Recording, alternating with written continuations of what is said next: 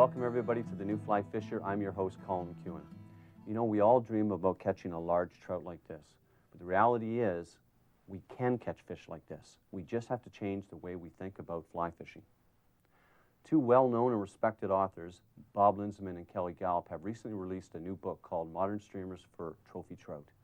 In this book, they provide information that I consider to be revolutionary about streamer fishing, and it helps you catch big trout, really big trout. In today's show, we're going to join them on a western Michigan stream fishing for large trout, and they're going to describe the different tackle, techniques, etc. that you need to catch big fish. It's going to be a great show. Stay with us.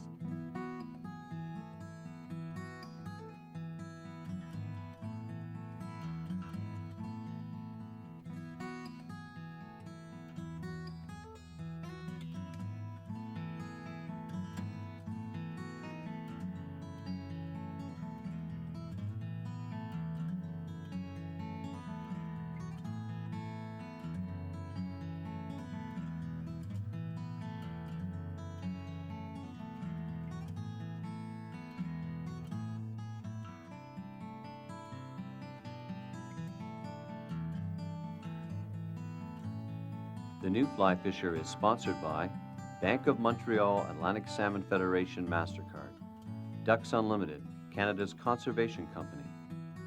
In today's show, we're fishing on the Manistee River on the western side of Michigan.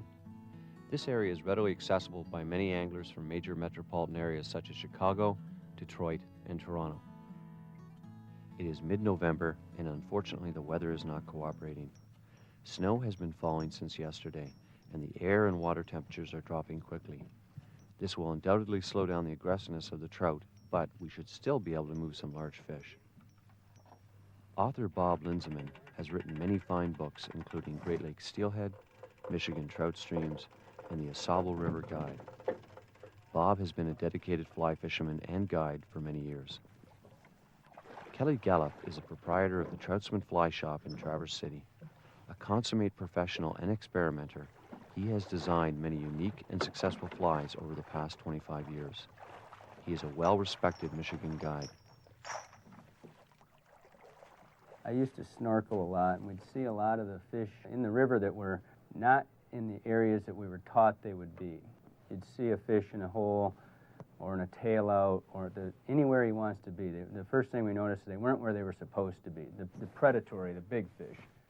And secondly, the next day they wouldn't be in the same spot, which told us that we were generally fishing, not always, but often we were fishing areas where there were no fish, at least no predatory fish. So we started fishing different types of patterns, bigger patterns, trying to elicit a strike, not just throwing the traditional gray ghost or muddler or, your typical streamer and swinging it. And we started fishing flies that were a little bit more aggressive, maybe 2 or 3 times the size of the traditional fly we'd be fishing. When you go underwater, you see fish that are just staggering. I snorkeled about 200 yards of river on my home water here, the Boardman, which I thought I knew every fish intimately. And what I found out was that in the first 100 yards, I saw a half dozen fish bigger than I'd ever caught in my life. If you're not hungry, food shows no interest. It just doesn't appeal to you. The smell doesn't, anything like that.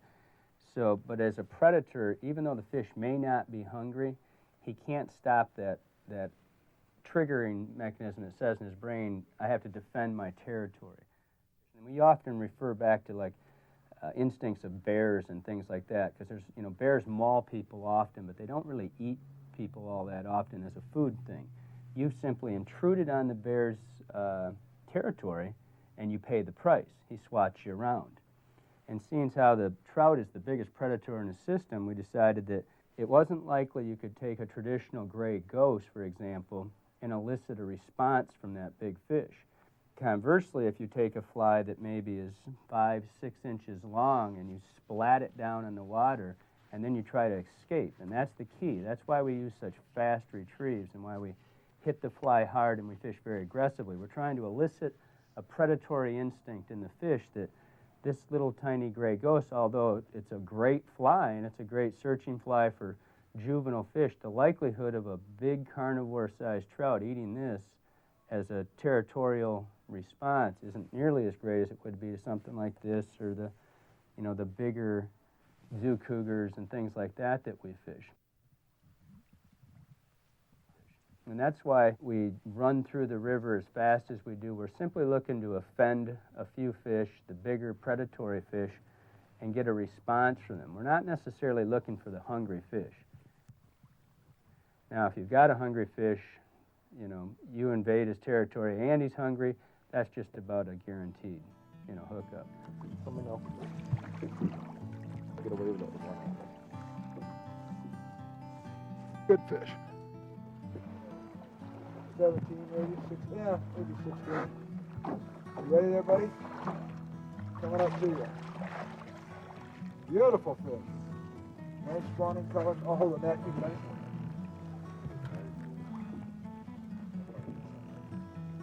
Oh, beautiful. Look at the colors. Show it to the camera. Gorgeous fish. Way to go, baby.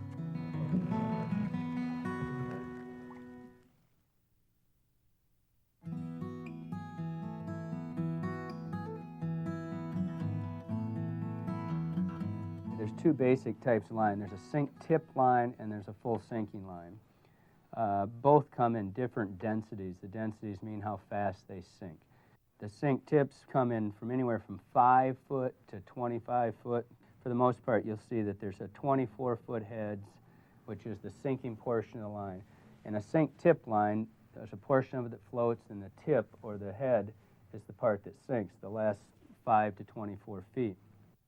Originally, the sink tip lines, when they were produced, were done by Jim Teeney, and they're really designed to swing a fly. They weren't necessarily, they're designed to cast long distances and swing a fly through a column of water, and they're the best thing that ever happened for that. They're also efficient in the rivers here to fish streamers, wherever, but I prefer to use the full sinking line.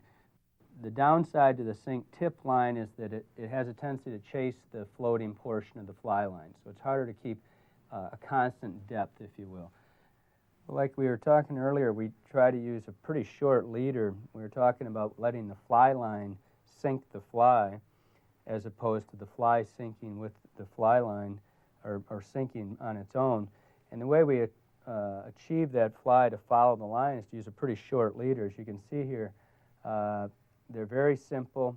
I use a piece of 20-pound Maxima Chameleon for the butt section. It's about 18 inches long. And then I use anywhere from 18 to 24 inches of 12, 10, or 8. One of the keys to that is that you often hear people talk about clarity of the water and things like that for the size tippet. And that's really not how I decide which size tippet I'm going to use. I generally run 10 or 12 pound, and if I use a smaller fly, for example, say a size 6 woolly bugger or something like that, I reduce the tippet size strictly to get the fly to move. It gives it a little bit more action than it would be if it was on 12 pound. But it's never a clarity thing. Again, we're working for fish that are looking for a big response, a territorial response, and they're not really keying in on the tippet. So basically we just use a 3.5 foot leader, 18 inches of 20 pound, 18 to 24 inches of 8 to 12 pound.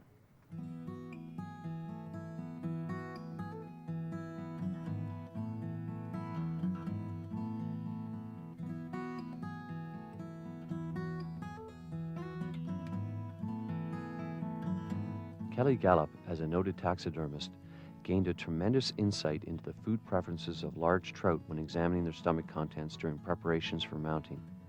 He found that food items common in each trophy trout were fins, fur, claws, and webbed feet in 99% of the fish examined.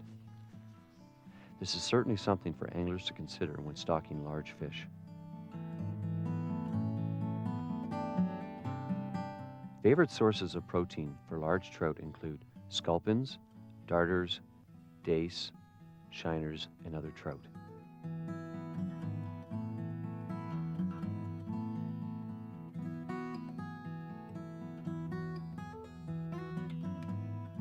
Other common food sources found in trophy trout are leeches and crayfish. Most people are aware of leeches as a pattern to imitate for trout, but few think to use crayfish patterns.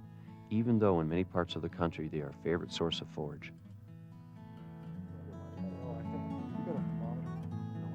I believe the water's gonna be about 46 degrees. The way I thought it was just going to be one great spot. Such a good area. On this bank, yeah.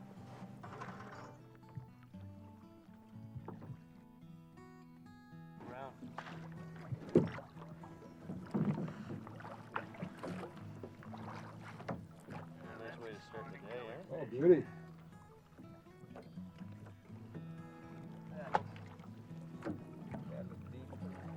Some of Kelly and Bob's favorite streamer patterns are the Zoo Cougar, Kiwi Muddler, Butt Monkey, and Strip Leech. These should be in sizes 2 and 4. Popular color choices are brown, olive, black, and chartreuse.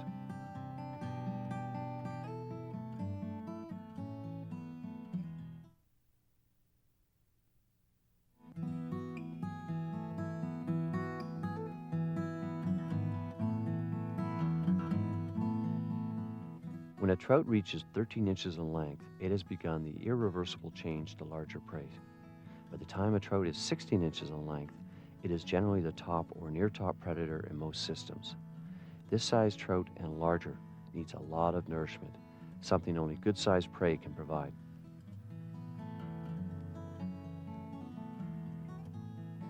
The jerk strip retrieve is one of 4 retrieves recommended by Bob and Kelly. The jerk strip is by far the most effective method because it triggers aggressive behavior from large trout, whether they are hungry or not. Key to this technique is good line control. In our book, Modern Streamers for Trophy Trout, we cover quite a few different retrieving methods that you use under different conditions. The dredge technique, the old classic technique that most people use, which is just, a straight across or quartering down and let the fly swing. But we found through the years, and in fact, to be candid, Kelly's the one that taught me this retrieve, that the jerk strip retrieve is the most effective retrieve for moving really trophy-sized trout. And the way it works is that you want to pulse, you want to move the fly with the rod tip, and then you strip to take up the slack. What that does is you move the fly whatever amount of distance you want to, 12 to 18 inches to 2 feet, with the pulse of the rod tip. You strip, and when you strip and bring your rod tip back to the starting position, it causes a natural pause in the fly. And the fly will pause, flutter, and almost swoon like a wounded prey item. And that's really what makes it effective. So what happens, the fly comes in and it violates, it intrudes on the big trout's territory, and it makes that dart to get away. And then it pauses like it's wounded you, so the big fish is going to jump on it. It's almost instinct. I mean, the fish doesn't really have, it's almost irresistible to him. So watch my hands here. I'm actually moving the fly with the rod tip, letting it bounce back and stripping to take up the slack. This erratic motion seems to excite the fish, and it can trigger 2 instincts. If they're hungry, the prey looks wounded and easy to catch. If they're not hungry, then they're just protecting their territory. Their aggression seems to peak when that fly flutters and acts wounded. And whether they're hitting the fly to eat it or hitting the fly to punish it for intruding, we really don't care. It's just a real exciting way to fish. You keep track of your fly, you can see it coming back, and you can see the fly come, or the fish come and get the fly. My knees actually go weak when I see a big one come. I think next to tarpon fishing, it's about the most exciting thing you can do with a fly rod in your hand.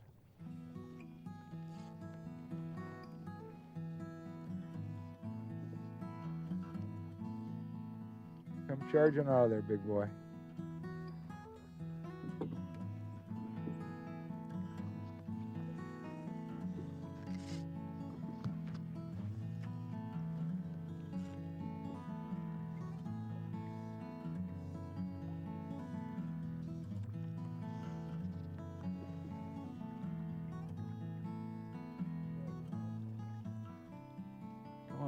Come get it, come get it, come get it.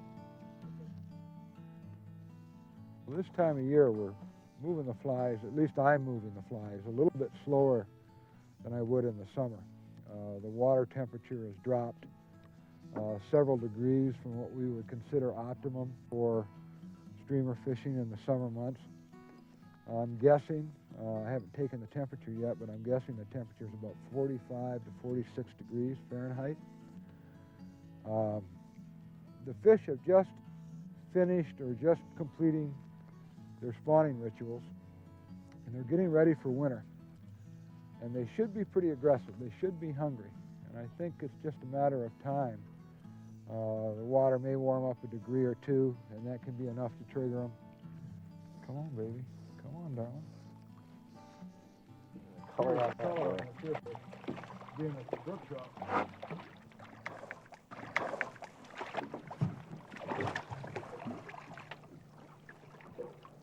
Boy, what a gorgeous brook trout.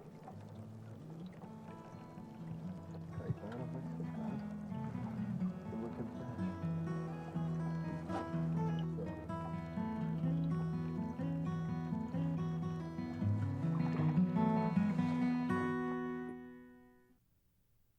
You know, our book was predominantly about catching trophy fish or big fish.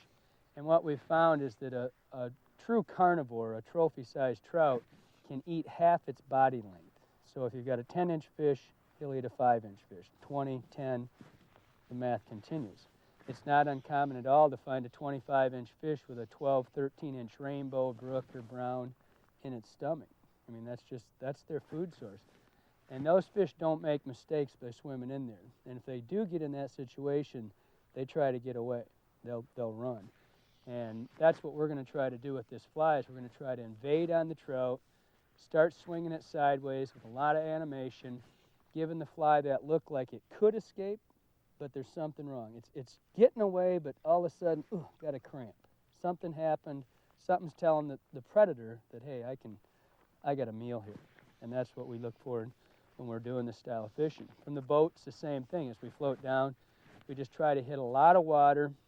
We try to hit every 3 to 4 foot of water with the retrieve. We don't spend a lot of time on one spot. Like, I would never sit here and cast 10 times to that spot we just cast to. If a predator's going to react, it's going to react right now. And when it's done, when the fly swung through, your second or third cast, it's almost never do you get a fish on that retrieve. Mm-hmm. So it's really a fun way to fish because it's so active. You make a cast, you go in, you make your retrieve, you step down 3 feet, and you can cover a lot of water. And what we're looking for is players. We're not going to pound the water over and over hoping that the fish decides, yeah, that's something I want to eat. We're going to continuously look for the fish that's ready to eat and that's a player.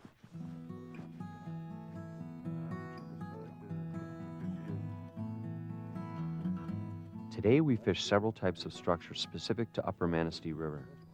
Fallen trees are an excellent lie for large trout.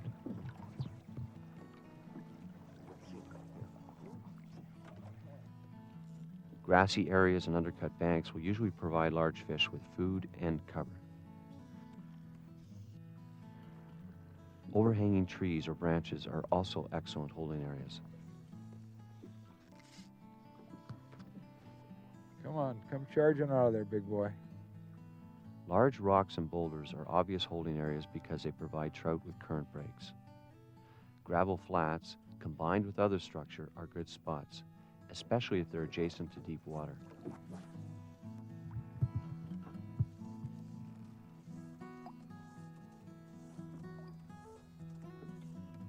Fast action rods are the order of the day for casting full sinking fly lines and large streamers.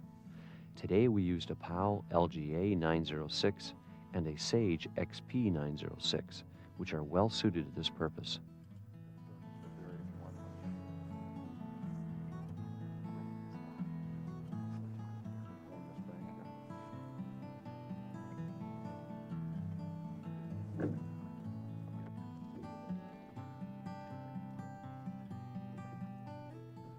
It's ready for bridge for some reason. I'm gonna get right down on him. Don't screw this up, Colin.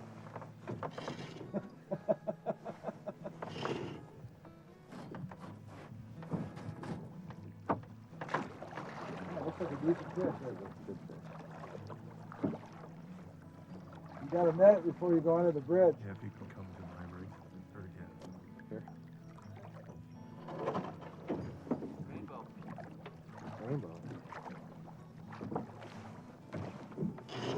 You might need to get closer.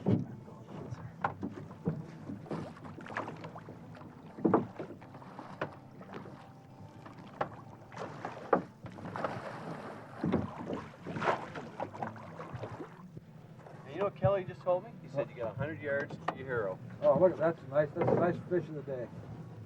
Chartreuse. Isn't that gorgeous? Nice go in job. Okay, set him in.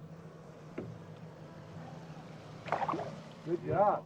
All right. If you're fishing in the Traverse City area, take the time to drop by the Troutsman Fly Shop and meet Kelly and his professional staff. They have great equipment and can provide excellent advice on fishing in their area. For the recipes to the various streamer patterns we are using, go to our website at www.thenewflyfisher.com. Bob and Kelly have assembled a truly unique and important book on streamer fly fishing that will change the way you stock large trout. I strongly recommend you get a copy. From all of us at The New Fly Fisher, thanks for watching, and we'll see you next week. The New Fly Fisher is sponsored by Bank of Montreal Atlantic Salmon Federation MasterCard, Ducks Unlimited, Canada's conservation company, Teton Fly Reels, Hodgman Outdoor Products,